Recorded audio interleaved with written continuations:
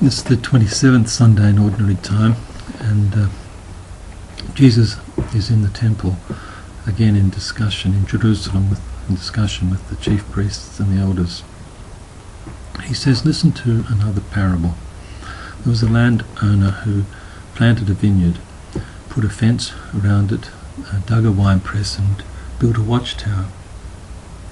Then he leased the vineyard to tenants and went to another country. When harvest time came, he sent his slaves to collect the produce. But the tenants seized the slaves, beat one, stoned another and killed another. So he sent more slaves, other slaves, this time more than the first, and they treated them in the same way. Finally he sent his son, saying, they will respect my son. But when the tenants saw the son, they said to one another, look, here is the heir, let us kill him and get the inheritance. So they seized him, threw him out of the vineyard and killed him. What will the owner of the vineyard do to those tenants when he comes? And they said, he will put those wretches to a miserable death and lease the vineyard to tenants who will give the produce at harvest time." And Jesus said, "Have you not read in the scriptures, it was the stone rejected by the builders that has become the cornerstone.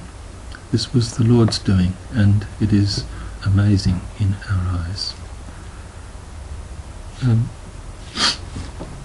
I just want to focus in this story, a parable,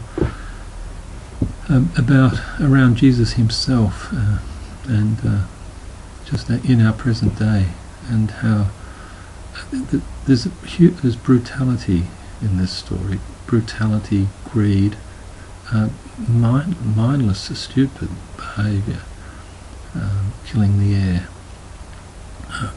seizing and killing those who come to the vineyard to collect the produce. It's almost as if there's a blindness consumed with their own self and their own position, and holding to themselves what the vineyard has produced. And doesn't that remind us, or doesn't that reflect our own Christian communities? Have we not thrown Jesus out and killed him? Have we not seized those who have pointed the way to him, opened up his way to us, and stoned them and beat them to a pulp? It's disturbing to hear these words and to know that they still apply to our own Christian community and our own leaders.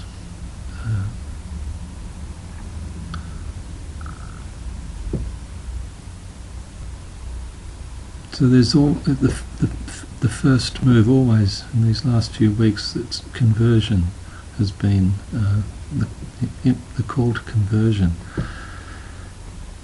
and in a way to stop, to find again the one who has been rejected, the one that we're rejecting, not just personally, but our communities are rejecting, and to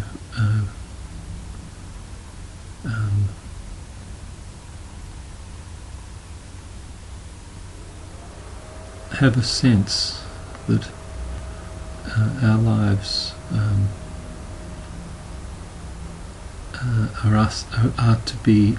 we are to bear good fruit, and to return that to the one who is at work in our midst. bringing about this good fruit, to find Him again, and to listen to those who open the way to Him, the ones we are invisible, we don't see, the ones we crush, the ones who are just utterly different from us. We often judge, who will be for us the fresh air that leads us back to Him.